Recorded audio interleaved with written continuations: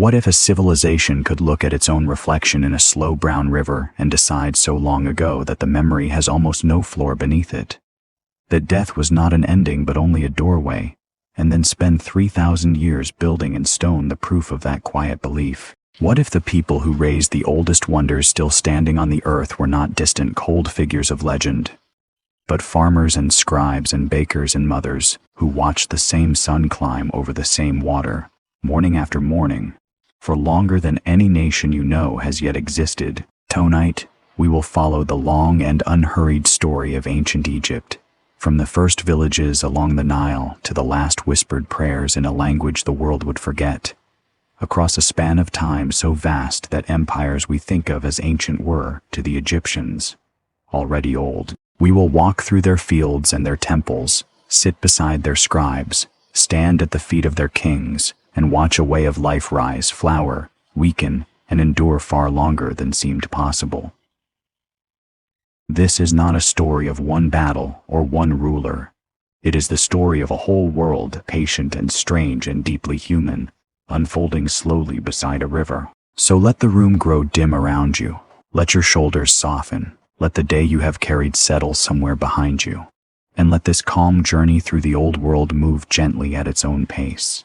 There is nothing here you need to hold on to. The story will carry you. You only have to listen and drift. And if you find peace in these quiet walks through history, you are welcome to subscribe and return whenever the night feels long, so that another slow chapter of the past can keep you company. There is no hurry in any of this. There never was in Egypt.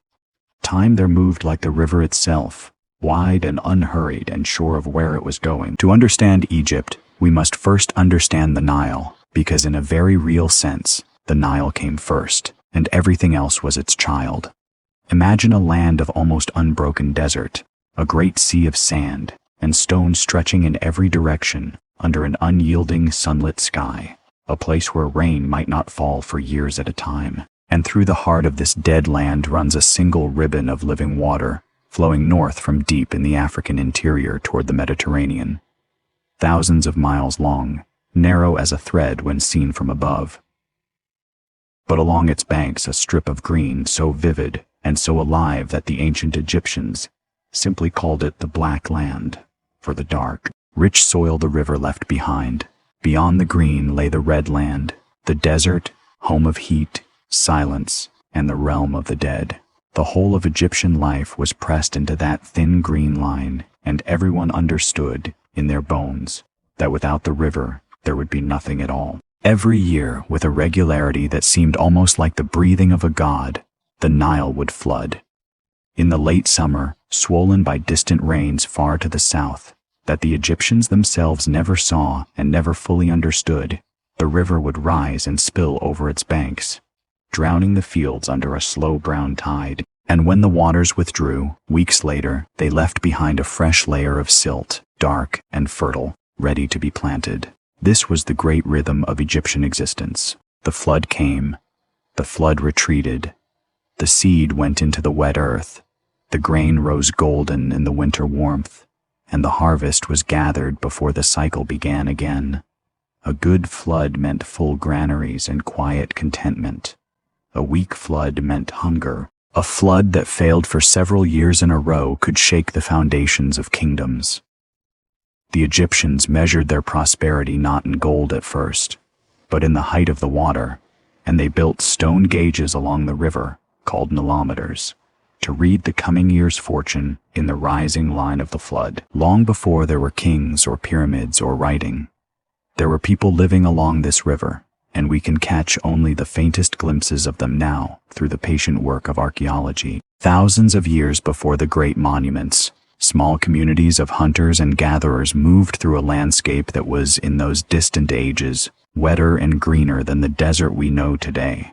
The Sahara itself was once dotted with lakes and grasslands, and herds of animals moved across country that would later turn to sand. As the climate slowly dried over many centuries, people were drawn toward the one reliable source of water, the river, and along its banks they began to settle, to plant, to keep animals, to bury their dead with care.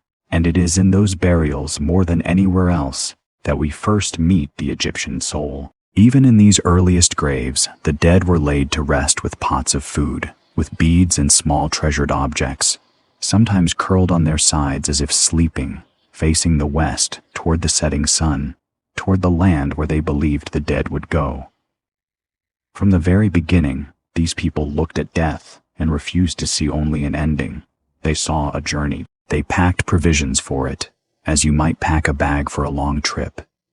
That single idea, quiet and tender, would echo through everything Egypt ever built.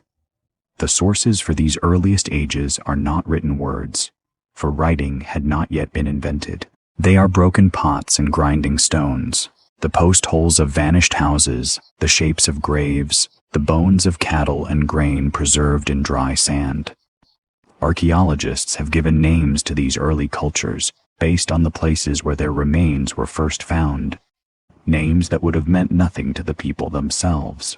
What matters for our story is that over many generations, these scattered villages grew more numerous, more skilled, more connected. They learned to make fine pottery, to weave linen from flax, to work copper, to carve stone and ivory. They traded up and down the river and out into the surrounding lands, and slowly, almost invisibly, small villages grew into towns, and towns became centers of power, and the loose fabric of river life began to gather itself into something larger. There came a time roughly 5,000 years ago when the many small chiefdoms along the Nile began to consolidate into two broad realms.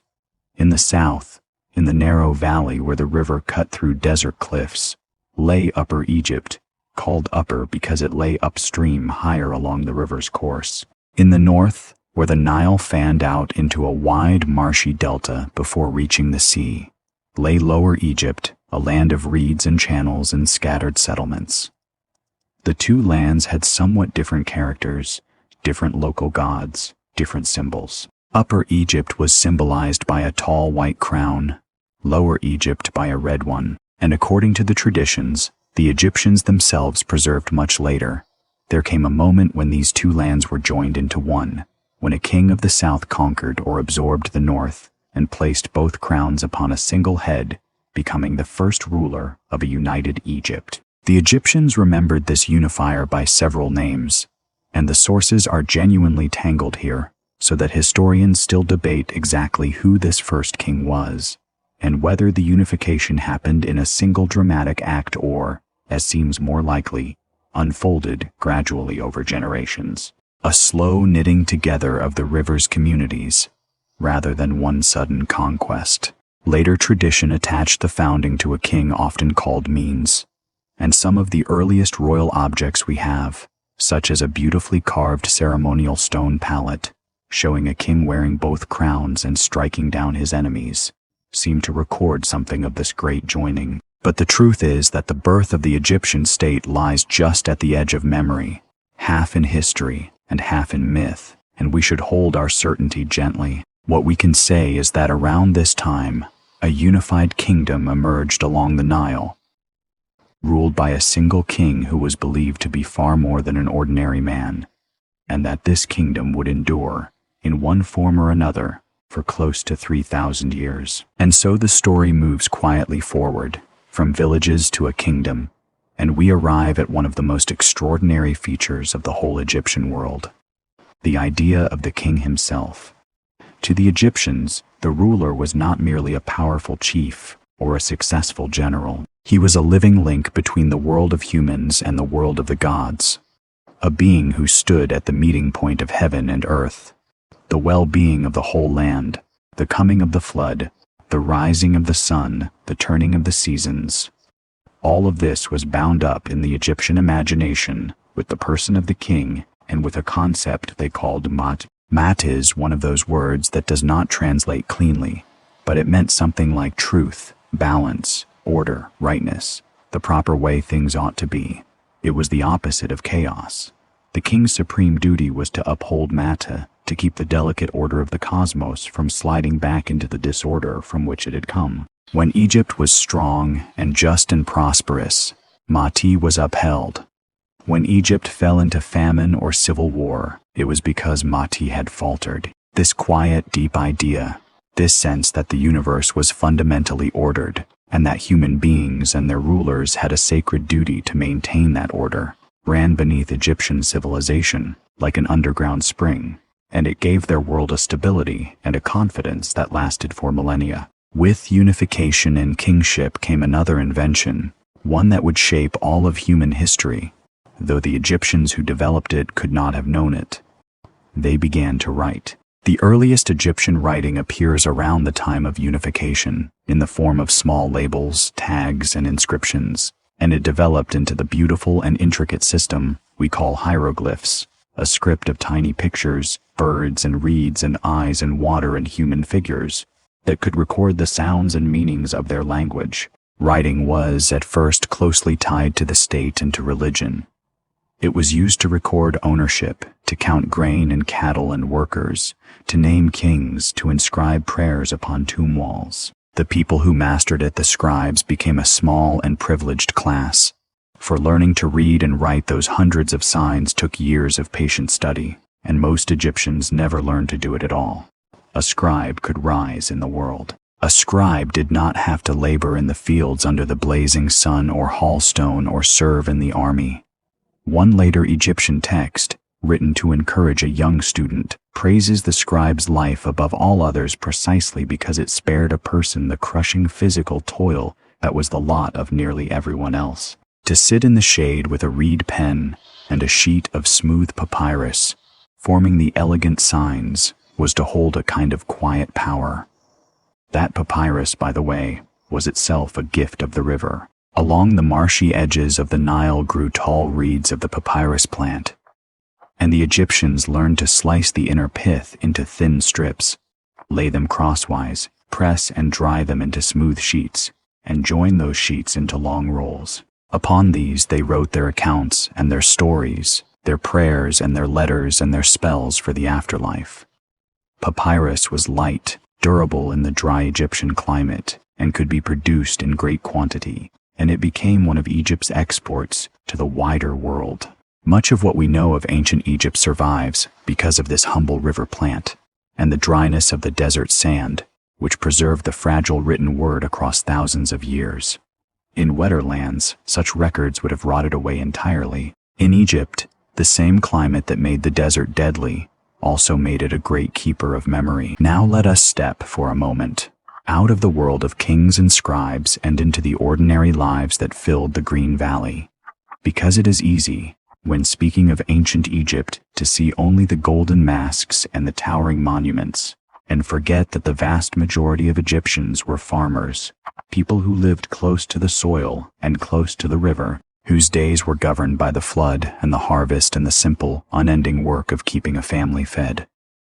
Most Egyptians lived in villages of mud brick houses, small and cool and practical, clustered along the edge of the cultivated land where the green met the desert. The houses were made from bricks of Nile mud, mixed with straw and dried in the sun, the same material used for humble homes in that valley for thousands of years, and still used in parts of the region today. A typical house might have a few rooms, a flat roof where the family could sleep on hot nights and where grain could be stored, a small courtyard with an oven for baking bread, perhaps a little shrine to a household god tucked into a niche in the wall. Furniture was simple: low stools, reed mats, storage jars, a few precious wooden items for those who could afford them. Life was lived largely outdoors, in the warm air, under an enormous sky. The daily bread of Egypt was, quite literally, bread, along with beer, which was thick and nourishing and drunk by everyone, including children, for it was safer than untreated water and full of calories. Grain was the foundation of the whole economy. Wheat and barley grew in the flooded fields, were harvested and threshed and stored in great granaries, and were used not only to feed the people, but as a kind of currency, for Egypt for most of its history had no coined money. Instead, people were paid in grain and other goods, and the state gathered grain as tax and redistributed it to its workers and officials and priests. A workman might receive a ration of grain and beer and oil and vegetables. Onions, garlic, leeks, beans, lentils, cucumbers, and various fruits filled out the diet, along with fish from the river, which was abundant and important. And for those who could afford it, the meat of cattle, goats, sheep, ducks, and geese. The Egyptians kept bees for honey, their main sweetener, and pressed oil from seeds. It was, for a farming people in the ancient world, a rich and varied way of eating, when the flood was kind. Their clothing was simple and suited to the heat, made mostly of white linen woven from flax, light and cool against the skin. Men often wore a kilt. Like wrap, women wore straight linen dresses. Both men and women valued cleanliness and adornment. They bathed, they used oils and perfumes to protect and soften their skin against the dry air, and they lined their eyes with dark cosmetics, the famous black and green paints, which were not only beautiful in their eyes but were believed to protect against eye disease and to shield the eyes from the harsh glare of the sun. Both men and women wore jewelry, when they could, beads and amulets and rings. And the wealthy wore elaborate collars of colored stones and gold. Wigs were common among those who could afford them, worn over shaved or cropped hair, partly for fashion and partly for coolness and cleanliness in a climate where lice were a constant nuisance. These were people who cared about how they looked, who found beauty important, who decorated their homes and their bodies and their tombs with color and pattern and life. And beyond the palace walls, beyond the great questions of kingship and mati, life continued in these smaller ways, in the rhythm of ordinary days. A woman rising before dawn to grind grain between two stones, a tiring and endless task, her arms strong from years of it. A man walking out to the fields with a wooden hoe over his shoulder, as the light came up gray and gold over the eastern desert. Children playing in the dust with simple toys, balls and carved animals and dolls. Fishermen poling their light boats, made of bundled papyrus, reeds through the shallows, casting nets or spearing fish among the water plants. The lowing of cattle, the creak of the water lifting devices, used to raise river water into the irrigation channels. The smell of bread baking, and dung fires and river mud. In the evening, families gathering in the cool as the sun went down in a blaze of red over the western hills, the same west toward which they laid their dead, and the stars coming out overhead in a sky undimmed by any modern light, thick and brilliant and close. This was the true fabric of Egypt, repeated across countless lives and countless generations, mostly unrecorded, mostly forgotten, but real, and beneath everything else the great monuments would rise. This quiet river life went on. We come now to the age that gave the world its most enduring image of Egypt, the age of the Great Pyramids, which historians call the Old Kingdom. After the first kings had established their rule and passed the crown down through several dynasties, Egypt entered a period of remarkable strength, wealth, and confidence, beginning roughly 4,500 years ago. This was the era when the Egyptian state had matured, when its systems of writing and taxation and administration had grown sophisticated, when a strong central government commanded enormous resources and could organize labor on a scale never before seen in human history. And the kings of this age turned that power toward a single staggering purpose, the building of tombs that would preserve their bodies and their names and their journey into the afterlife for all eternity.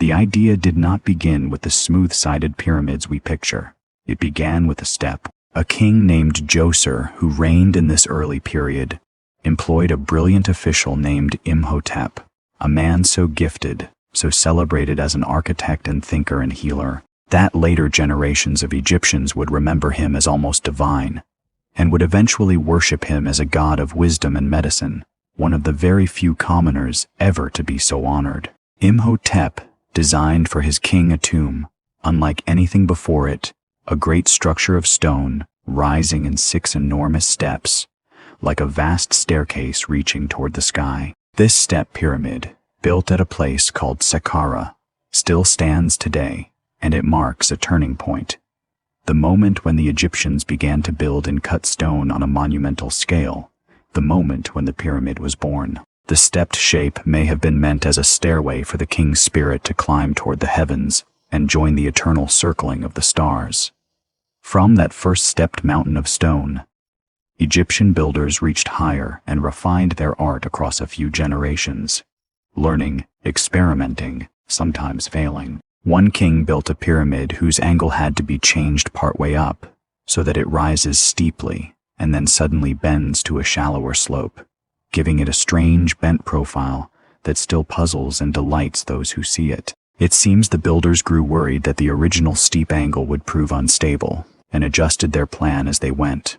A reminder that these monuments were not built by people who knew exactly what they were doing from the start, but by human beings solving enormous problems by trial and error, learning as they climbed. That same king then built another pyramid nearby with a gentler, safer slope, and it stands as the first true smooth-sided pyramid, a full realization of the form.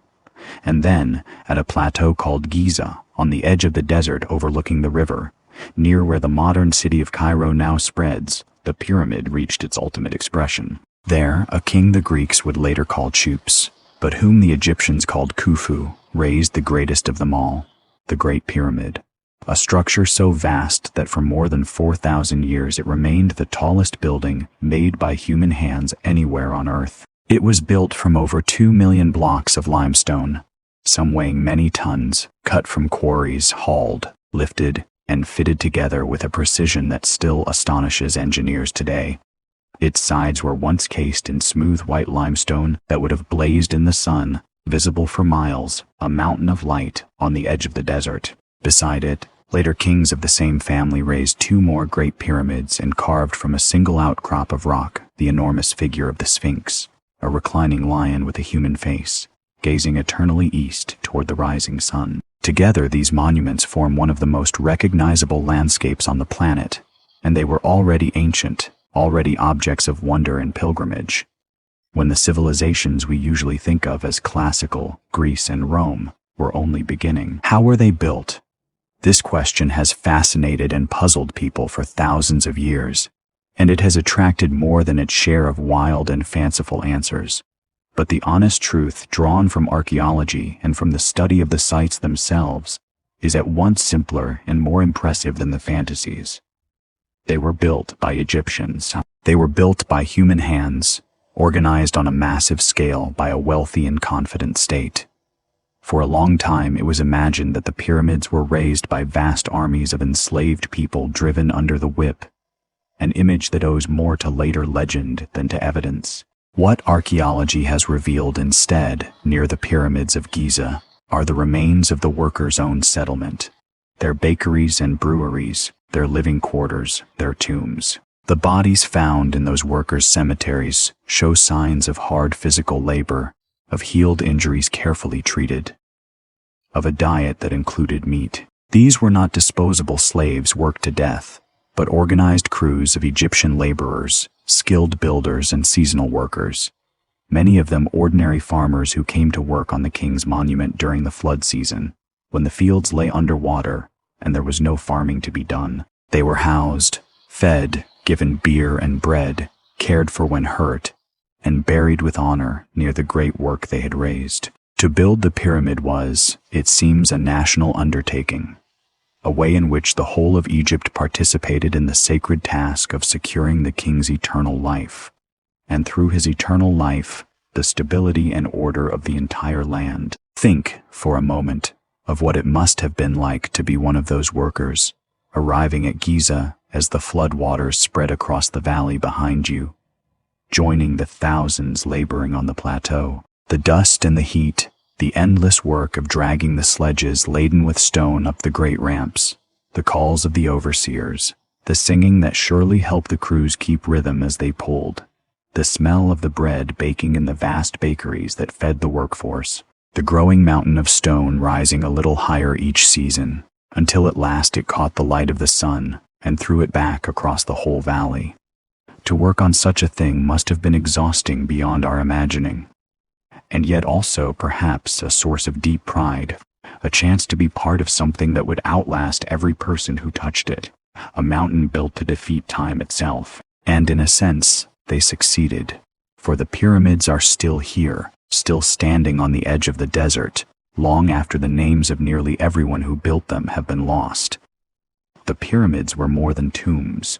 They were the center of great complexes of temples and causeways and smaller tombs, and around them clustered the graves of the officials and family members who hoped to remain near their king, even in death. They were engines of the whole Egyptian economy, drawing in stone and grain and labor from across the land, employing armies of workers and craftsmen, priests and scribes and administrators. The building of the pyramids helped to forge the Egyptian state itself, to knit the country together under the king's authority, to develop the systems of organization and record, keeping that would sustain Egypt for ages to come. And they expressed, in the most permanent form imaginable, the deepest beliefs of the age that the king was divine, that death was a passage to eternal life, that the proper order of the cosmos could be preserved through devotion and effort and stone. The pyramid pointed toward the sky, toward the sun and the stars, toward the eternal home of the king's spirit.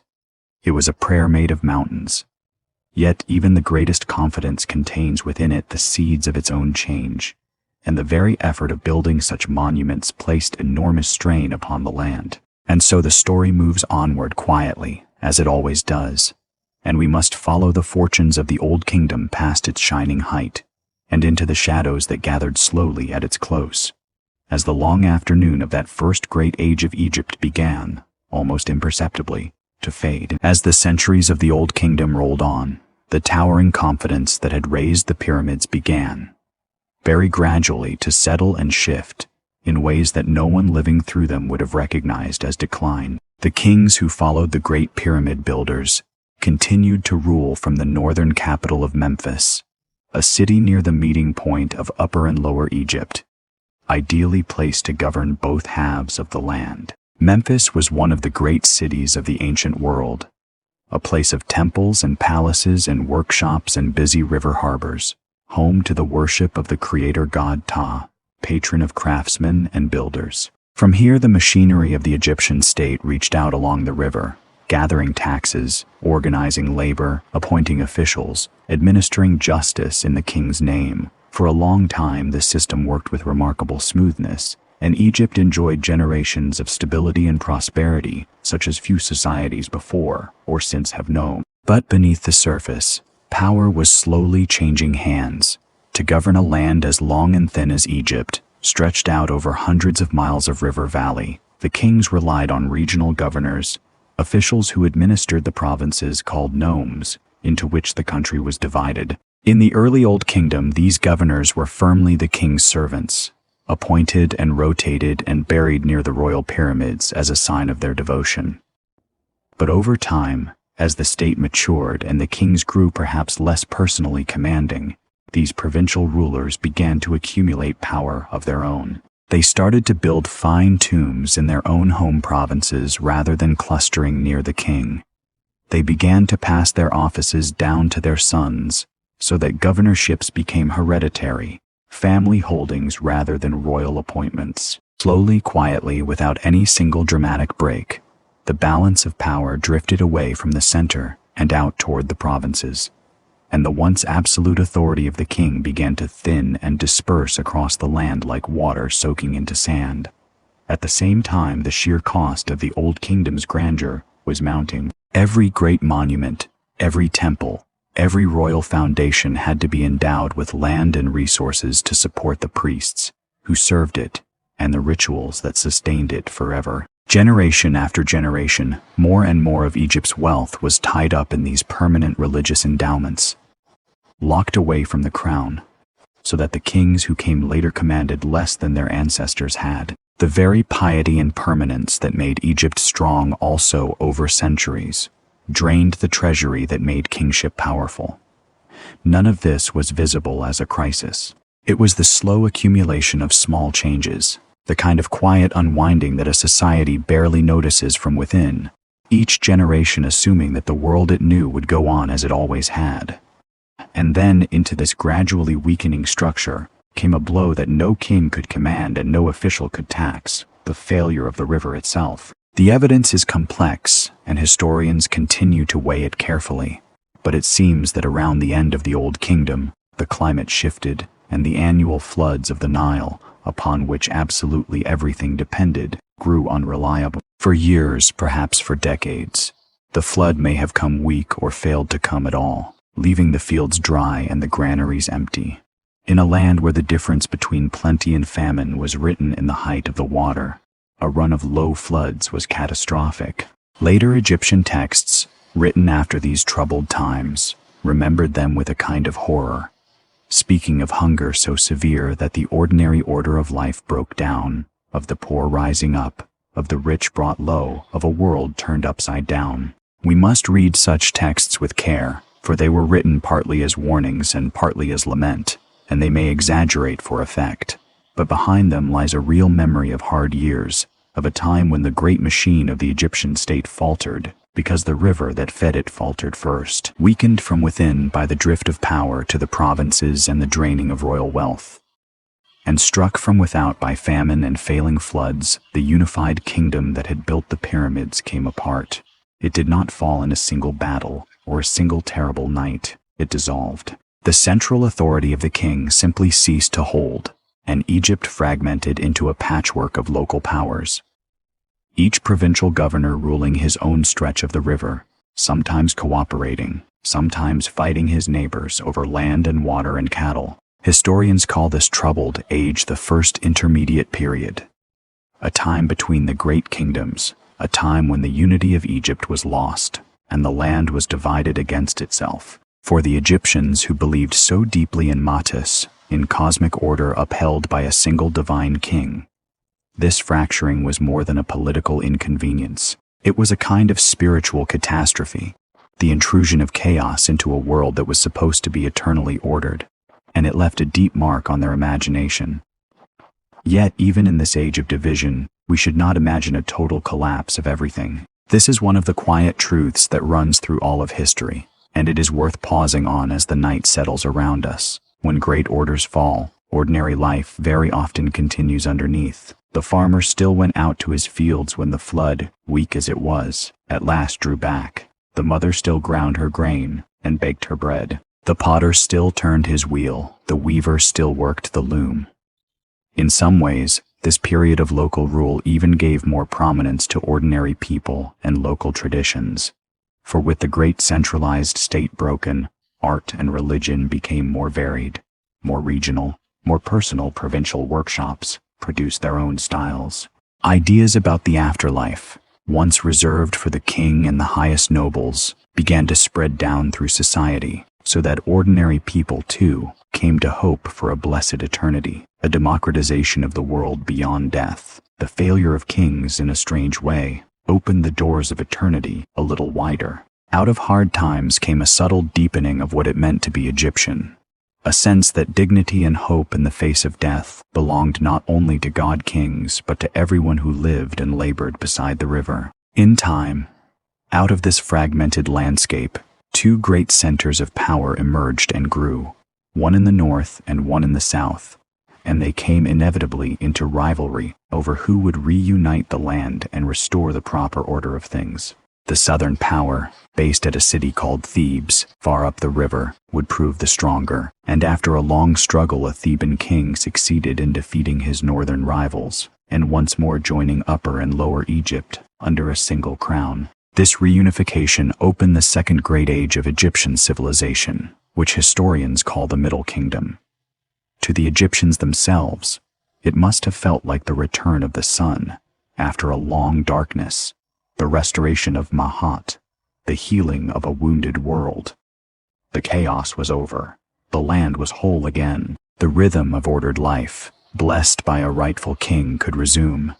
The Middle Kingdom is often remembered as a kind of classical age of Egyptian culture, a time of confident recovery and refined achievement. Its kings were, in general, less remote and godlike in their self-presentation than the pyramid builders had been, and more concerned, or at least more visibly concerned, with the welfare and justice of their people. Some of their statues show them not with the serene, eternal smoothness of the earlier royal images, but with careworn faces, heavy-lidded eyes, and lined brows, as if to suggest the weight and responsibility of ruling well, the burden of shepherding a people through hard times.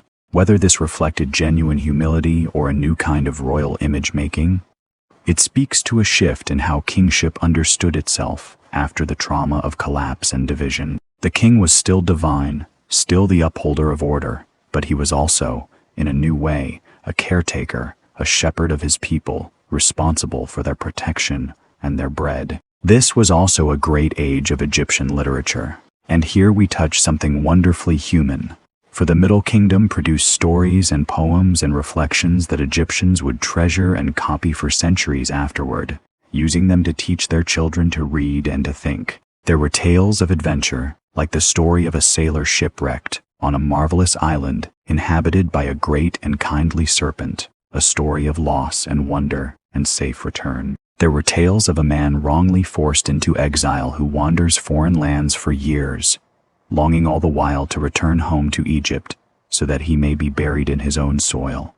For to an Egyptian, to die abroad and be denied proper burial in the homeland was a terrible fate. There were reflective texts, meditations on suffering and justice, and the meaning of a life well lived, and instructions in wisdom, in which a father counsels his son on how to behave, how to speak, how to treat others, how to live rightly in the world. Reading these across the vast distance of time, we hear the ancient Egyptians speaking to us not as remote figures of stone, but as people who loved a good story, who longed for home, who worried about justice, who wanted to teach their children to be good. The concerns are startlingly familiar. The human heart, it turns out, has changed very little across 4,000 years. The Middle Kingdom kings also turned their attention outward, securing Egypt's borders and extending its reach. To the south, up the river beyond the natural rock barriers called cataracts, lay the land of Nubia, a region rich in gold and other precious goods. And the kings of this age pushed Egyptian control southward, building a chain of massive mud brick fortresses along the river to guard the frontier and control the vital trade in gold and exotic materials from the African interior. These fortresses, with their thick walls and towers and carefully planned defenses, were among the most impressive military structures of their age, and they speak to a state once again strong enough to project its power far beyond the heartland. Egyptian expeditions also reached out to the deserts to mine turquoise and copper, and eastward by sea toward a mysterious and coveted land the Egyptians called Punt, somewhere along the coasts to the southeast, a source of incense, gold, ebony, ivory, and exotic animals. A place that hovered in the Egyptian imagination as a kind of half-legendary land of wonders. Trade and gold and the careful guarding of frontiers marked this second great age, a time of solid practical strength, rather than the soaring monumental ambition of the pyramid builders. For ordinary people, the Middle Kingdom was on the whole a time of restored security and steady life, though the fundamental rhythms remained as they had always been. The flood came, the fields were planted, the harvest was gathered, the taxes were paid in grain, the festivals turned with the seasons. In the towns and villages, life went on as it had for uncounted generations, and beneath the concerns of kings and frontiers. The great mass of Egyptians lived out their quiet lives beside the river, marrying, raising children, working, worshiping their local gods, and preparing, as best their means allowed, for the long journey after death that they all still expected to take. Even in the most stable times, that expectation shaped everything, coloring the way Egyptians thought about their lives, encouraging them to live according to Mot, so that their hearts might be found light and true when the time came to face the judgment of the afterlife. And what a vision of the afterlife it was, for this is perhaps the moment to speak a little more of the Egyptian belief in what lay beyond death, since it is impossible to understand these people, their monuments, their art, and their whole way of living without it. The Egyptians did not fear death in the way we might imagine a people surrounded by so many tombs would. Rather, they prepared for it, meticulously, hopefully, as one prepares for a great and important voyage. They believed that a person was made up of several elements, not only the physical body, but also aspects of the spirit and personality, and that for a person to live on after death, the body had to be preserved, given a home, and provided for. This is why they developed, over many centuries, the elaborate art of mummification, the careful preservation of the body so that it would not decay, so that it would remain a fit dwelling for the spirit through all the ages of eternity. The process of mummification was slow and reverent. carried out by specialized priests who understood both the practical craft and the sacred rituals that accompanied it. The internal organs, which decay quickly, were carefully removed and preserved separately in special jars, each protected by a particular divine guardian. The body was then dried out completely using a natural salt gathered from desert lakes, a process that took many weeks, drawing all the moisture from the flesh so that it could not rot in the dry climate. Once dried, the body was anointed with oils and resins, wrapped in many layers of fine linen, sometimes hundreds of yards of it, with protective amulets tucked between the wrappings at particular places, and prayers spoken over each stage of the work. The result was a preserved body, a mummy, ready to house the spirit forever. The wealthy could afford the fullest and most elaborate version of this process. The poor received simpler treatment, or none at all, and were buried directly in the dry sand, which itself preserved bodies naturally, as it had done since the earliest times before mummification was ever invented. Indeed, it may have been the sight of these naturally dried bodies emerging from disturbed desert graves that first gave the Egyptians the idea that the body could be preserved, and set them on the long path toward the elaborate art of embalming. But preserving the body was only the beginning. The dead person, the Egyptians believed, faced a journey through the dangerous realm of the afterlife, and at its end, a solemn judgment. In one of the most powerful and beautiful images the ancient world ever produced, they imagined that the heart of the dead, understood as the seat of character and conscience, would be weighed upon a great scale against a single feather, the feather of Masat, the symbol of truth and rightness. If the heart was light, unburdened by a life of cruelty and injustice and falsehood, if it balanced against the feather of truth, then the person was judged worthy and could pass on into a blessed eternal existence, a kind of idealized Egypt beyond death, a field of reeds where the crops grew tall and life continued in peace and plenty forever. But if the heart was heavy with wrongdoing, weighed down by a life lived against Masat, then it would be devoured by a solemn, fearsome creature waiting beside the scale, and the person would suffer a second and final death, ceasing to exist entirely. This was the Egyptian vision of moral accountability, this quiet weighing of a human life against the feather of truth, and it gave to their ethics a profound seriousness. To live well, to speak truly, to deal justly with others, to feed the hungry and clothe the naked. These were not merely social virtues, but preparations for eternity, ways of keeping one's heart light for the day of weighing, to help the dead through the dangers of the journey and the ordeal of judgment. The Egyptians wrote collections of spells, prayers, and instructions, which they placed in the tomb or wrote upon its walls and upon the coffins. In the earliest times, these sacred texts had been reserved for the king alone, carved inside the pyramids. Later they spread to the nobility and were written on coffins, and by later ages they were gathered into what we now call the Book of the Dead, a collection of spells written on papyrus and buried with ordinary people of sufficient means, a guidebook for the soul's passage through the world beyond. To read these texts is to enter a strange and vivid landscape of the imagination, full of gates and guardians and secret names, of dangers to be overcome and words that must be spoken correctly, all leading toward that final hall of judgment and, for the worthy, toward eternal peace. Whatever we may make of these beliefs, they reveal a people who thought deeply and hopefully about death, who refused to see it as mere extinction, and who wove that refusal into the whole fabric of how they lived. And so, as we let these images settle in the quiet of the night, the weighing of the heart against the feather, the careful wrapping of the body in fine linen, the long journey of the soul toward a field of eternal reeds, we can begin to feel something of what it meant to be Egyptian, to live in a world saturated with the presence of the sacred and the nearness of eternity, where every ordinary act of kindness or honesty was also, quietly, a preparation for forever. The Middle Kingdom, like the Old Kingdom before it, enjoyed its long season of strength, and then, in time, began to weaken, following that same slow rhythm of rise and gradual fading that runs through all of Egyptian history, like the pulse of the river itself. The later kings of this age grew less powerful,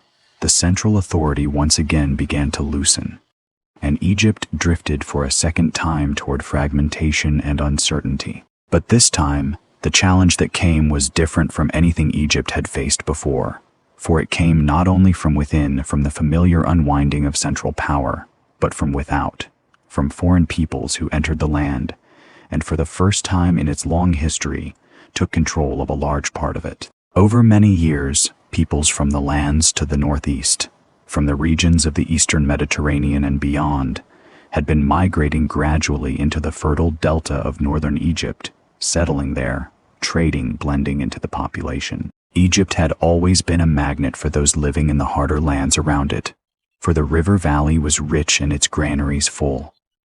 And in times of famine elsewhere, people came seeking food and a better life. As central authority weakened, these foreign communities in the north grew in numbers and in strength, until eventually leaders from among them established their own rule over much of Lower Egypt, governing from a city in the delta. The Egyptians called these foreign rulers by a name that meant, roughly, rulers of foreign lands, and later generations would remember them as the Hyksos. For the Egyptians, who had always thought of their land as the ordered center of the world, protected by deserts and sea, this was a profound shock, the intrusion of the outside world into the sacred heartland, a wound to their sense of themselves. Yet here, too, the truth is more complex and more interesting than a simple tale of invasion and oppression. The Hyksos rulers, for all that later Egyptian tradition remembered them as unwelcome foreigners, largely adopted Egyptian ways. They took Egyptian royal titles, worshipped Egyptian gods alongside their own, used the Egyptian script and administrative traditions, and in many respects ruled as Egyptian kings. And they brought with them, from their homelands to the northeast, new technologies and ideas that would transform Egyptian civilization, new techniques in bronze working, new weapons, new musical instruments, new breeds of animals, and above all the horse and the chariot, that swift and terrible instrument of war that would change the nature of Egyptian armies forever. In this period of foreign rule, painful as it was to Egyptian pride, Egypt was drawn more fully than ever before into the wider currents of the ancient Near Eastern world, connected to the great web of trade and technology and warfare that linked the civilizations of the Eastern Mediterranean. The very shock of foreign rule helped in time to make Egypt stronger and more worldly, if also more warlike. For while the Hyksos ruled the north, the old Egyptian royal line survived in the south, once again at Thebes, that southern city whose kings had reunited Egypt once before. And once again, it would be Thebes that led the way back to unity and independence. The southern Egyptian kings chafed under the presence of the foreign rulers in the north, and eventually they took up arms, launching a long and determined struggle to drive the Hyksos out of Egypt and restore the land to native rule. This war was fought over more than one generation, a slow and grinding effort, and the Egyptians now fought with the very chariots and bronze weapons that their enemies had introduced, turning the new tools of war against those who had brought them. In time, the Theban kings prevailed. They broke the power of the Hyksos, drove them out of the delta and back beyond the northeastern frontier, and pursued them into their homelands. And once more, for the third time, Egypt was united under a native king, its old order restored, its wounded pride healed. But the Egypt that emerged from this struggle was not the same as the Egypt that had gone before.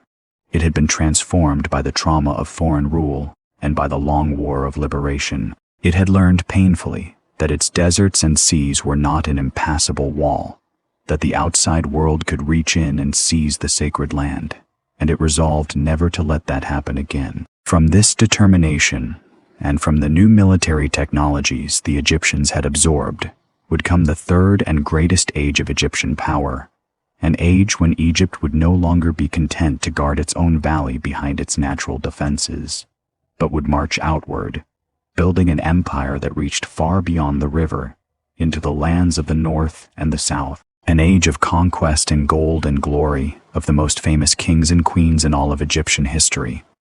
And it is into that brilliant and complicated age, the age Egyptians remembered as their new kingdom, that our quiet journey turns next as the story flows onward unhurried and deep, like the river beneath the stars. The age that now opened was the height of everything Egypt had ever been, the season of its greatest power and its greatest wealth, and it began in the fire of that long war against the Hyksos and the fierce determination it left behind. The kings who founded this new age, ruling once more from Thebes, had learned that safety could not be found in walls and deserts alone, but only in strength projected outward, in armies that marched beyond the frontier to meet danger before it could reach the sacred land. And so, for the first time in its long history, Egypt became a conquering imperial power, sending its armies north into the lands along the eastern Mediterranean coast, and deep into the territories of the ancient Near East,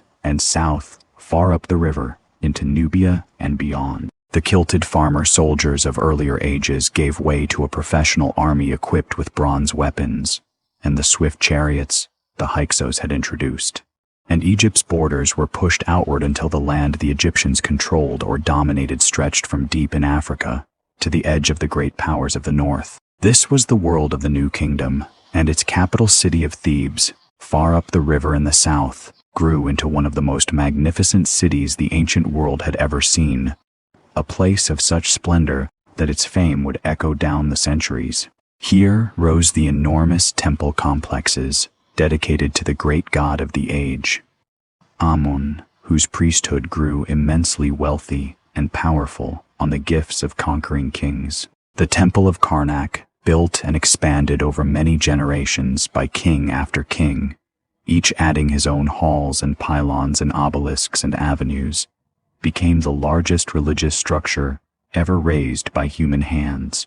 A forest of gigantic stone columns, so vast that a whole crowd could stand upon the top of a single one, painted in brilliant colors, hung with banners, filled with the smoke of incense and the chanting of priests. To walk into such a place, out of the blazing sun and into the cool, dim, towering forest of painted stone, the light falling in shafts from high windows, must have been overwhelming, an experience designed to make a human being feel small before the majesty of the gods and the king who served them. Nearby stood the temple of Luxor, joined to Karnak by a long avenue lined with hundreds of stone sphinxes, and across the river, on the western bank, where the sun set and the dead were laid to rest, spread the great city of the dead, the mortuary temples and the royal tombs. For the kings of this age had abandoned the pyramid.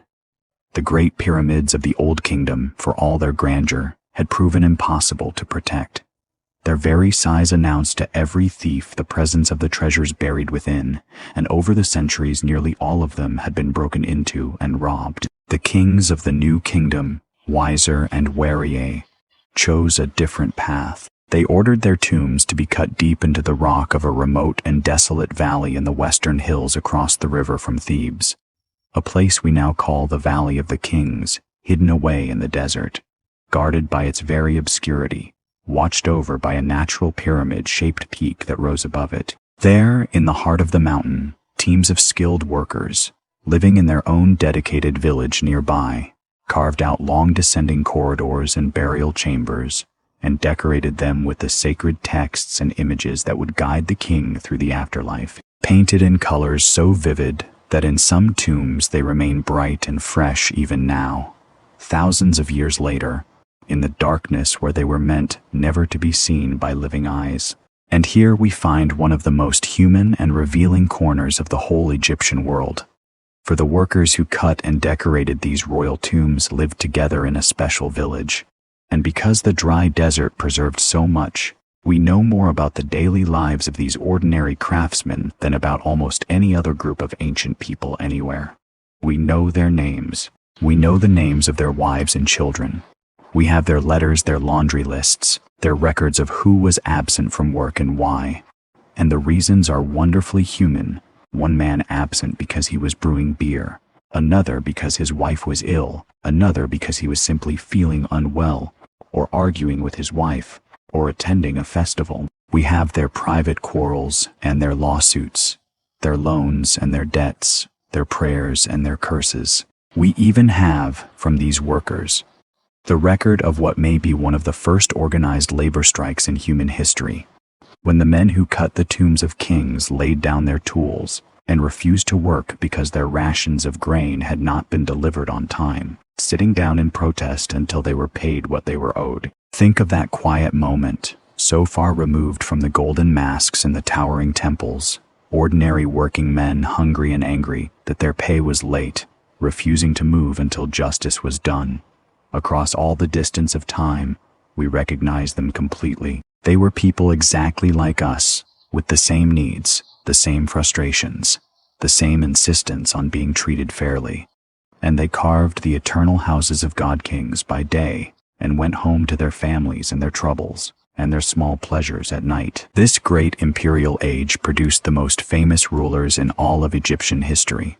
And among them was a woman whose story is one of the most remarkable of the ancient world. Her name was Hatshepsut, and she came to power in an age when kingship was understood to be, by its nature, a role for a man, for the king was a particular kind of divine being conceived in male terms. Hatshepsut was a royal daughter and then a royal wife. And upon the death of her husband, she became regent for a young stepson who was too small to rule. But rather than simply holding power until the boy grew up, Hatshepsut took the extraordinary step of having herself crowned as king in her own right, ruling not merely as a queen behind the throne, but as a full pharaoh, adopting the traditional titles, and even in her official images, being depicted with the ceremonial trappings of a male king, including the false beard that was a symbol of royal office. Historians have long debated how to understand this, whether it reflected raw ambition or political necessity, or a genuine and creative reimagining of what kingship could be. And the sources leave much to interpretation. What is clear is that she ruled Egypt for many years and ruled it well, presiding over a time of peace, prosperity, and great building. She sent a famous trading expedition by sea to the distant land of Punt, and had its wonders carved in detail upon the walls of her magnificent mortuary temple, which still stands today against the cliffs of the western hills, rising in graceful terraces from the desert floor. One of the most beautiful buildings the ancient world ever produced.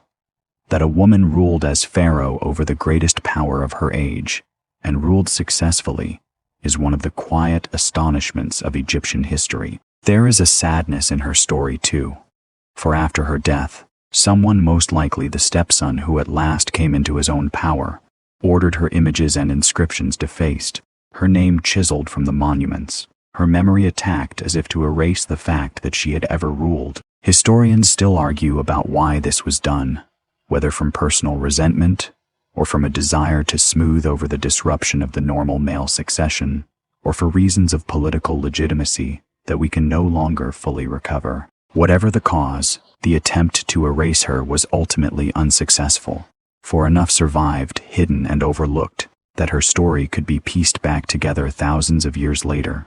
And today her name is spoken again, her temple visited, her reign remembered. There is something moving in that, in the failure of the effort to unmake her, in the way that a woman who ruled so long ago should have her memory restored across such a vast gulf of time. The Egyptians believed that to be remembered, to have one's name spoken, was itself a form of eternal life. And by that measure, Hatshepsut lives. The stepson who followed her, Thutmose, would become one of Egypt's greatest warrior kings, leading his armies on campaign after campaign into the lands of the north, fighting the powers of the ancient Near East, extending Egyptian control to its greatest reach, and bringing home the wealth of conquered lands to enrich the temples and the treasury. Under kings like him, Egypt stood at the summit of its power, feared and respected across the known world, its rulers exchanging letters and gifts and marriages with the other great kings of the age, the rulers of distant lands who wrote to the Egyptian king as brother seeking gold, of which Egypt seemed to have an endless supply, for the mines of Nubia poured their treasure into the royal storehouses.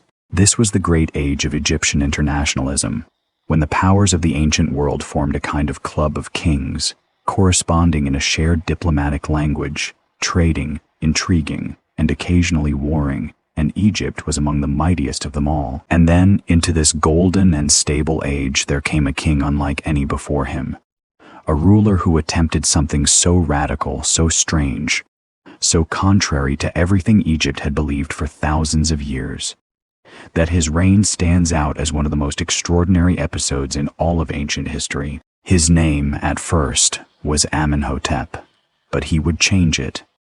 And in changing his name, he announced his intention to change the very soul of Egypt. This king came to believe, with what seems to have been genuine and burning conviction, that the countless gods of Egypt, the great throng of deities that the Egyptians had worshipped since time out of mind, each with their temples and priesthoods and festivals, should be swept aside in favor of the worship of a single divine power, represented by the disk of the sun itself, whose rays reached down to touch the earth and give life to all things.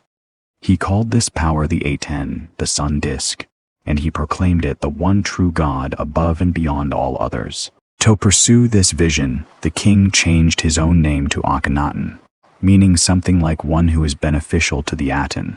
And he did something no ruler had ever done. He abandoned the ancient capital and the great temples of the traditional gods, and built an entirely new city from nothing, on a fresh and untouched stretch of desert far from the old centers of power, a city dedicated wholly to the worship of his single god. There, with his queen, the famously beautiful Nefertiti, whose serene carved likeness has become one of the most recognized images of the ancient world, he ruled and worshipped in his new city, filling it with open sun temples, where the god was adored not in dark inner sanctuaries, but in courtyards open to the sky, bathed in the direct light of the sun. The art of his reign changed too, breaking sharply from the timeless, idealized forms of traditional Egyptian art, showing the royal family in strange, elongated, almost dreamlike shapes, and in intimate, tender scenes such as had never been shown before.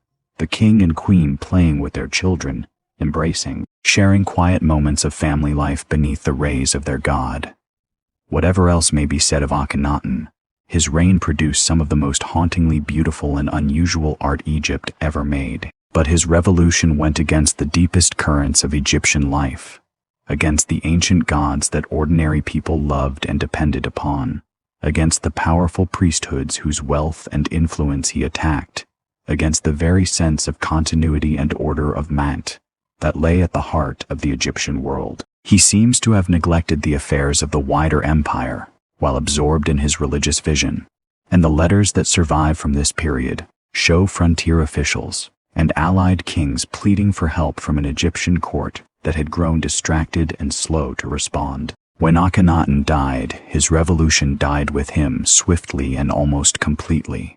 The new capital was abandoned and left to the sand. The old gods were restored, their temples reopened, their priesthoods returned to power, and the memory of Akhenaten himself was condemned, his name struck from the official lists of kings, his monuments torn down, his city forgotten, so thoroughly that he vanished almost entirely from Egyptian history until modern archaeology rediscovered him and his strange, brief experiment in the sands where his city had stood. Historians still debate what Akhenaten truly believed and intended, whether his was a genuine religious vision, a political maneuver to break the power of the priests, or some mixture of the two, and whether his single god bears any real relationship to the ideas of one god that would arise elsewhere in later ages. The sources are difficult, and the man himself remains, in many ways, a mystery, glimpsed only through the fragments of his fallen dream. It was in the wake of this upheaval that there came to the throne a young king who would, by an accident of history, become the most famous Egyptian of them all, though in his own time he was a minor and short-lived ruler of no great importance. His name was Tutankhamun, and he was likely a son of the heretic King Akhenaten, and he came to the throne as a young child in the confused years after his father's failed revolution. Under his reign, or rather, under the guidance of the officials who ruled in the name of so young a king, the old gods were fully restored, and the strange experiment of his father was undone. The boy king himself changed his name to honor the traditional god Amun, and he moved to heal the wound his father had inflicted upon the ancient faith. He reigned for only about a decade and died while still very young, still in his teens, and the cause of his death remains debated, whether illness, accident, or some inherited weakness, for his body shows signs of frailty, and he seems to have suffered from various ailments. He was buried, as kings of his age were, in a tomb cut into the Valley of the Kings, and then, like all the others, he was gradually forgotten, his small tomb hidden and overlooked as the centuries passed. And here is the strange turn of fortune that made this minor king immortal. Because his tomb was small, and its entrance came to be buried beneath the rubble of later construction in the valley, it escaped the fate of nearly every other royal tomb, where the great tombs of the mighty warrior kings were broken into and stripped of their treasures in ancient times.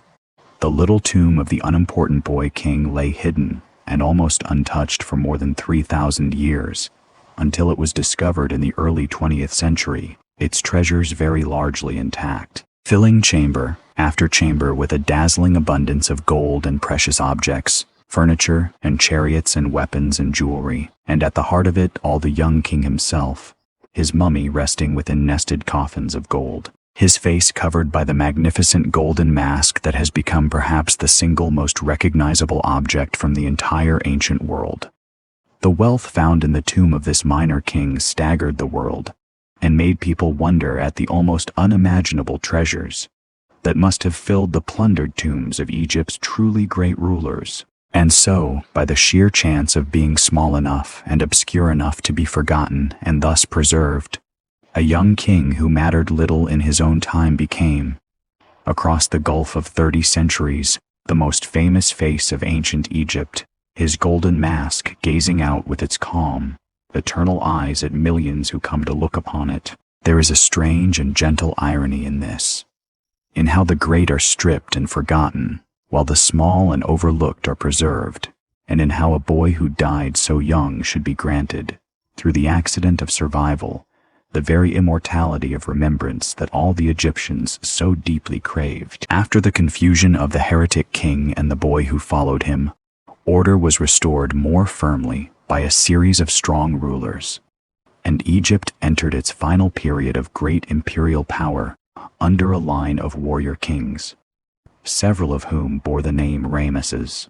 The greatest of these, Ramesses the one later ages would call the Great, ruled for an extraordinarily long time, more than 60 years, so long that he outlived many of his own children, and he stamped his presence upon Egypt more forcefully than perhaps any other king, covering the land with colossal statues of himself and enormous temples and inscriptions proclaiming his greatness. He built on a scale meant to overwhelm, raising vast temples, including the famous rock-cut temple at Abu Simbel far to the south in Nubia, where 4 gigantic seated statues of the king, carved directly from the cliff face, gaze out across the land, so enormous that a person standing at their feet reaches barely to their ankles. In the modern age, when a great dam was built along the river and threatened to drown these temples beneath a rising lake, the whole enormous complex was cut apart and moved, block by block, to higher ground, an astonishing feat of engineering undertaken to save the monuments of a king dead for more than 3,000 years.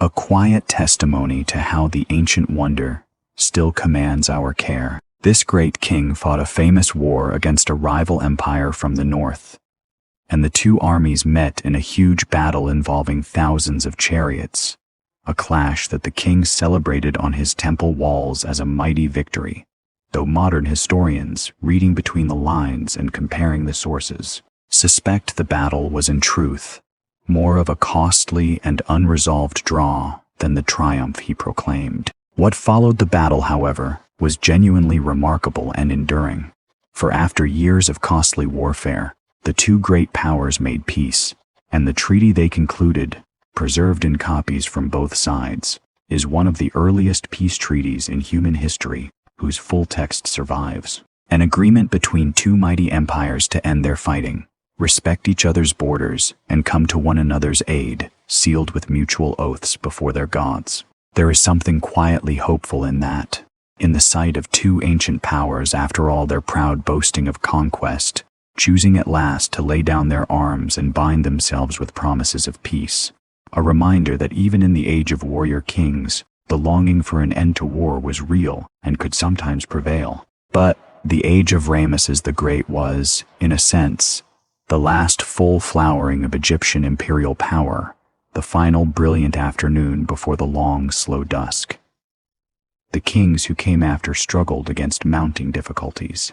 Waves of movement and upheaval swept across the wider ancient world in this period, as peoples on the move, whom later scholars have called the Sea Peoples, pressed upon the settled kingdoms of the Eastern Mediterranean, and the great international order that Egypt had known began to break apart under the strain. Egypt fought these invaders off more or less successfully, but the effort was exhausting, and the wider world it had known, the network of great kingdoms and busy trade, was collapsing around it. At home, the later kings grew weaker, troubled by economic difficulties, by the mounting power and wealth of the priesthood of Amun at Thebes, which had grown so rich and so influential that its high priests came to rival the kings themselves, and by the same old pattern of central authority slowly leaking away toward other centers of power. The treasury strained, the great tomb workers went unpaid and struck again, and tomb robbery, even of royal tombs, became so widespread that it was investigated and prosecuted by the authorities, whose records of these investigations survive to tell us of a society under growing strain. And so, once more, and this time more lastingly, the unity and strength of Egypt began to dissolve. The line of great warrior kings gave way to weaker successors, and power fractured, the priests of Amun ruling in the south, while kings of diminishing authority held the north, and Egypt slid gradually into another long age of division and decline. The great imperial age, the age of Thebes and Karnak, of Hatshepsut and Akhenaten, of Tutankhamun's gold and Ramesses' colossal statues, drew slowly to its close, not in a single catastrophe, but in that familiar quiet unwinding, the loosening of the threads that had held the great order together, as the sun of Egypt's highest noon sank at last toward the horizon. Yet Egypt was very far from finished. Its civilization was so deep, so old, so woven into the land itself, that it would endure and revive and endure again, passing through the hands of foreign rulers and rising once more, carrying its ancient ways forward across many more centuries into the age of the very last of its native traditions and beyond, toward the twilight that we will follow. Softly, in the final part of our long journey down the river of time, the centuries that followed the last of the great warrior kings were a long and complicated twilight. An age when Egypt, though no longer the mighty imperial power it had been, remained one of the oldest and most venerable civilizations on earth, its temples still standing, its gods still worshipped, its ancient ways still practiced along the river, even as its political fortunes rose and fell and passed, more and more, into the hands of others. This is the part of Egypt's story least remembered by those who know only the pyramids and the golden mask. And yet it is in some ways the most poignant, for it is the story of a great old civilization growing gradually older, being ruled by newcomers who nonetheless bowed to its ancient prestige, and slowly, across many centuries, fading toward its final silence, while remaining to the very end a place of wonder to all who beheld it. In the long age of division that followed the empire, Egypt was for a time ruled by kings who came from the land of Libya to the west, descendants of peoples who had settled in the delta over generations and risen to power there, ruling as Egyptian kings in the old style even though their origins lay beyond the traditional borders. Then, for a period, Egypt was ruled by kings from Nubia, from the lands to the south up the river, from the very region that Egypt had once conquered and colonized. These Nubian kings, whose own culture had been deeply shaped by centuries of Egyptian influence, came north and took the throne of Egypt, and remarkably, they proved to be among the most devoted guardians of ancient Egyptian tradition, restoring old temples, reviving old customs, honoring the ancient gods, and even returning to the building of pyramids, though smaller and steeper than the ancient ones, for their own tombs in their southern homeland. There is a beautiful irony in this, that the descendants of a conquered people should become the careful preservers of their conqueror's civilization, and should rule Egypt with such reverence for its ancient ways. It speaks to the extraordinary prestige of Egyptian culture, which drew even those who came from outside into its embrace, and made them its champions. But the ancient world was growing more dangerous, and great new powers were rising in the lands to the northeast.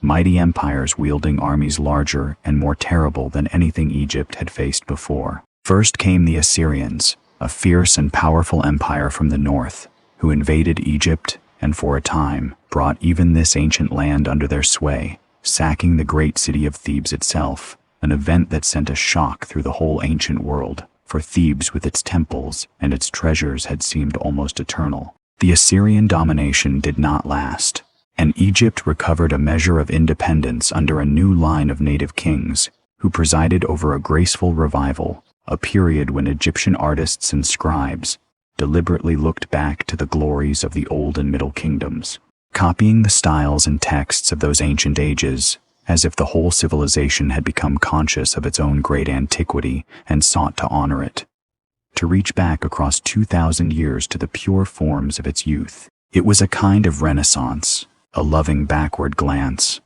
the art of an old and cultured people cherishing its own long inheritance. Yet the age of the great empires pressed on, and after the Assyrians came a power greater still.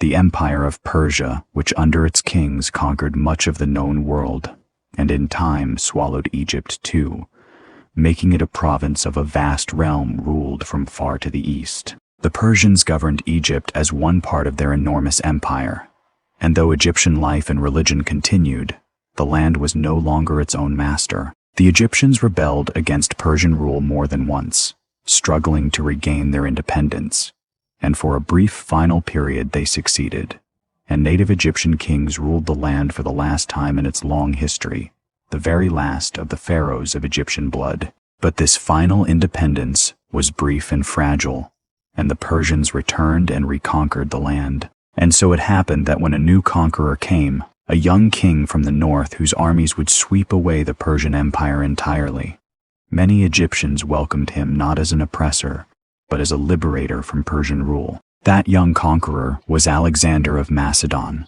later called Alexander the Great, who in his astonishing campaign of conquest broke the power of Persia, and, in the course of his march, entered Egypt, where he was welcomed and where he was recognized in the ancient manner as pharaoh, the newest holder of an office thousands of years old.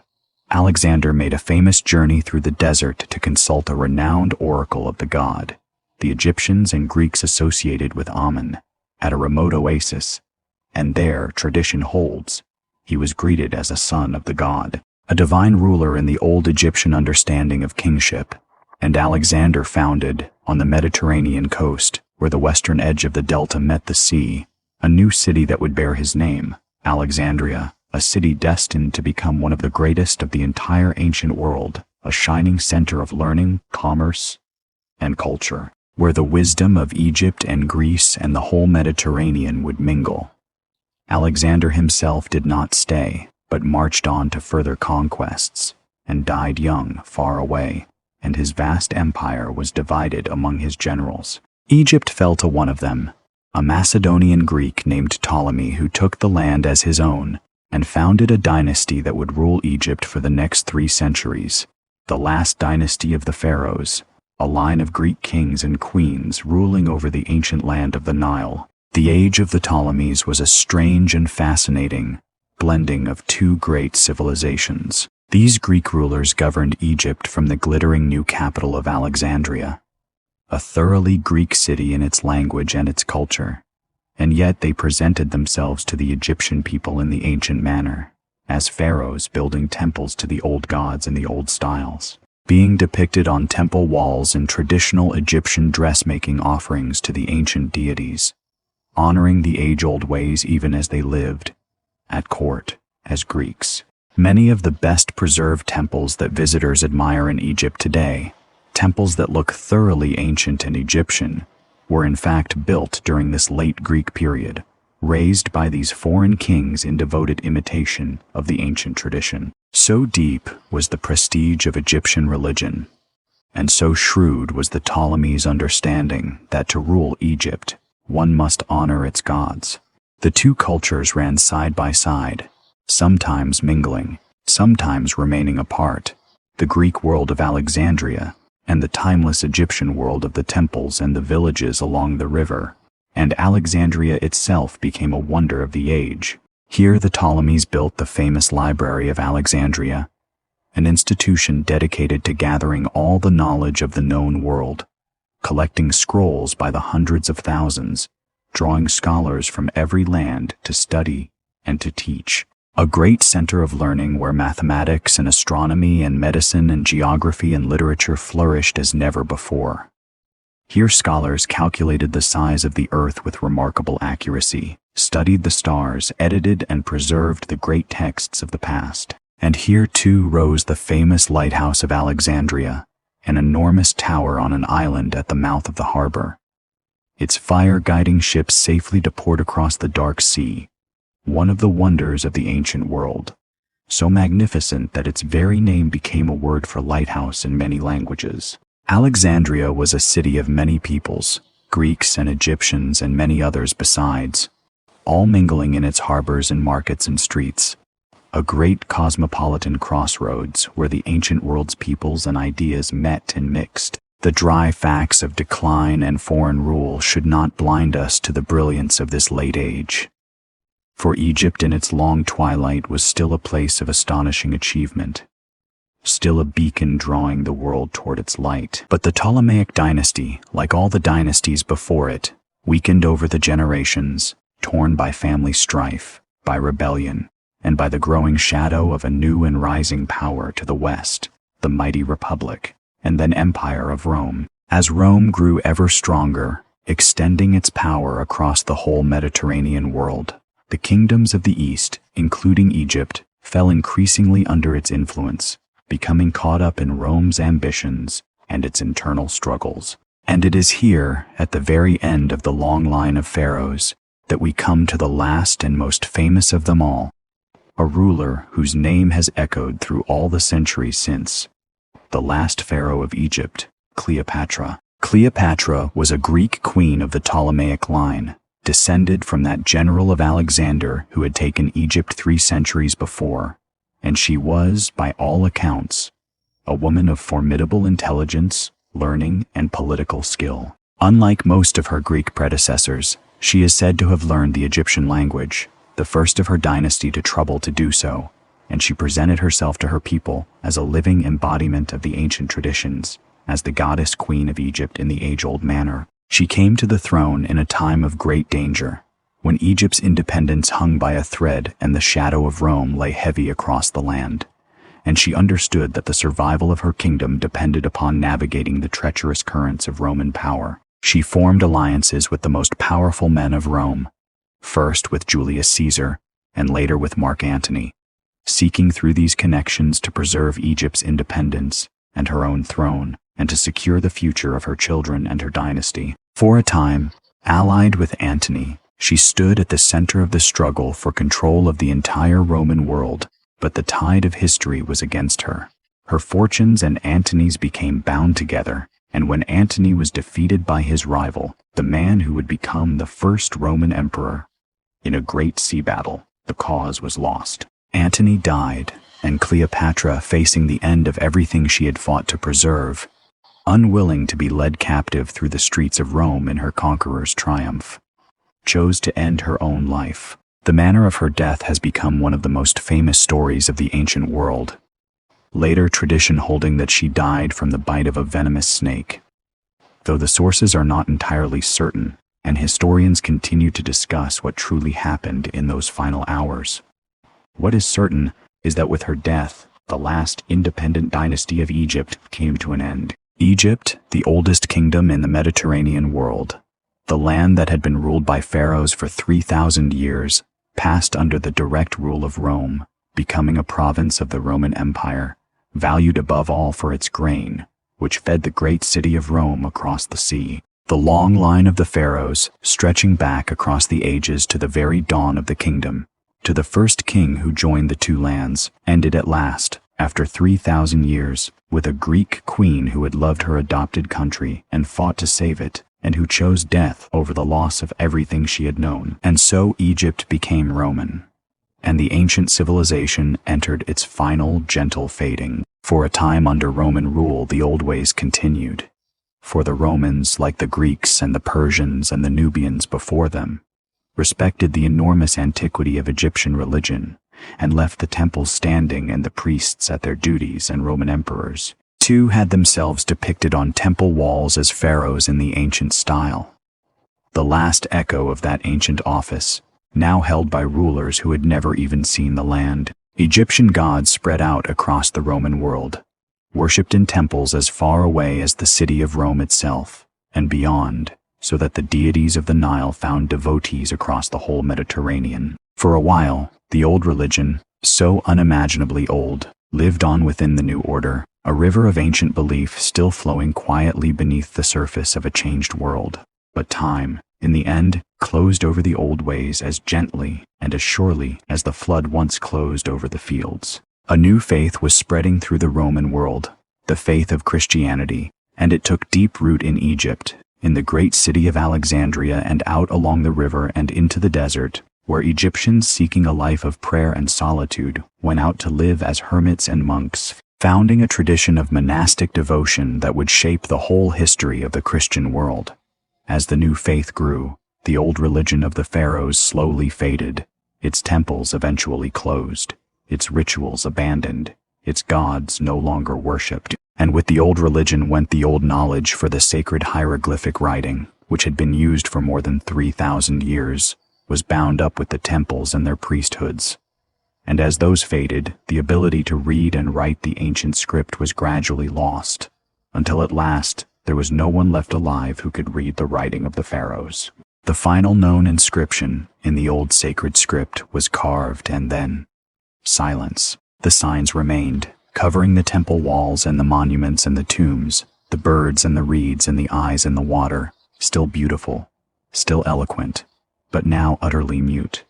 Their meaning locked away, a message from a vanished world that no living person could any longer understand. And this is perhaps the most haunting moment in the whole long story of Egypt. This quiet closing of a door that had stood open for 3,000 years. For more than 1,000 years afterward, the monuments of Egypt stood in the desert, gazed upon by travelers and pilgrims and conquerors of many nations. The pyramids and the temples and the great carved figures, covered in a writing that no one could read. People wondered at them, invented fanciful stories about them, imagined that the strange picture signs held magical secrets or hidden wisdom. But no one could actually read a single word. The voice of ancient Egypt, which had spoken so richly through its writing of kings and gods and daily life and the journey of the soul, had fallen completely silent, and it seemed that it might remain silent forever, the whole vast history of that civilization locked away behind the beautiful, unreadable signs.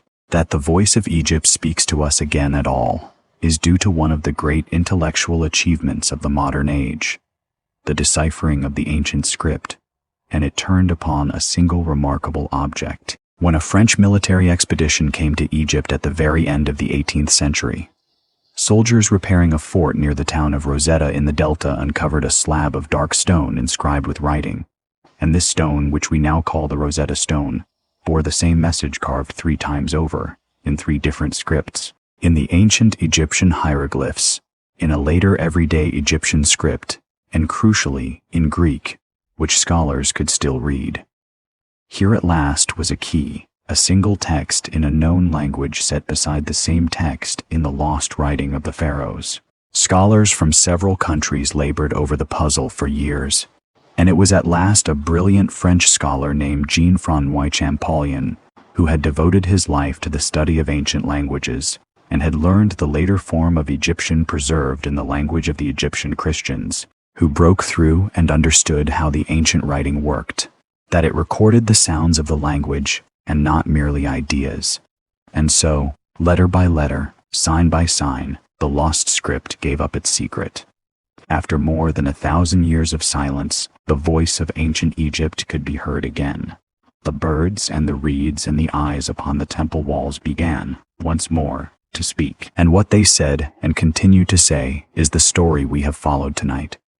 The whole vast human story of a civilization that lived beside a river for longer than almost any other, that looked at death and saw a doorway, that built mountains of stone to defeat time and very nearly succeeded, that produced kings and queens and scribes and farmers, and whose voices, through the patient work of scholars, we can hear again across the immense gulf of the ages. The deciphering of the script opened a floodgate, and ever since, generation after generation of scholars and archaeologists have worked to recover the lost world of Egypt, reading its texts, excavating its cities and tombs, piecing together its history, restoring to memory the names and lives of people who lived 4,000 and 5,000 years ago, so that the Egyptians who believed above all things that to be remembered, to have one's name spoken aloud, was the truest form of eternal life, have in a sense achieved exactly the immortality they hoped for. Their names are spoken again. Their faces in painting and statue and golden mask are gazed upon by millions. Their words are read once more. The heretic king and the boy with the golden mask. The woman who ruled as pharaoh and the queen who was the last of her line. The great builder of colossal statues and the humble tomb workers who struck for their rations. All of them live again in memory, drawn back out of the silence of the sand. Consider, as the night deepens around you, what an extraordinary thing this civilization was, and how quietly it endured. Empires that we think of as ancient, the world of classical Greece, the might of Rome, came late in the story of Egypt, arriving when the pyramids were already older to them than the pyramids' builders would be to a person living today. The span of Egyptian history is so vast that it strains the imagination. More than 3,000 years of continuous civilization, along a single river, an unbroken thread of language, and belief, and art, and daily life stretching across 100 generations. Kingdoms rose and flowered and faded and rose again, 3 times over and more, following the slow rhythm of the river that gave the land its life. And through it all the essential Egyptian world endured.